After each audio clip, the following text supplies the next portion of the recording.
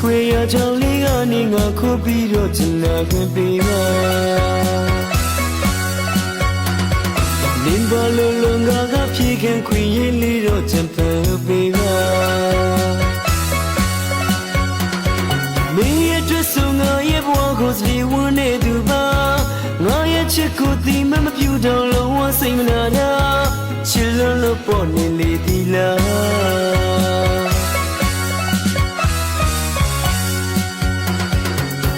ချင်းချင်းမဟုတ်လေပဲလေတိတ်ခိုးလေးတော့ချင်တော့ခွင့်ပေးပါနေစီရချွန်ထွန်သီးနွားလို့နေတော့တဲ့တလောက်ကူညီခွင့်ပေးပါမင်းရဲ့တွေ့ဆုံငါရဲ့ချစ်ကိုတကယ်ရထားမှာပါ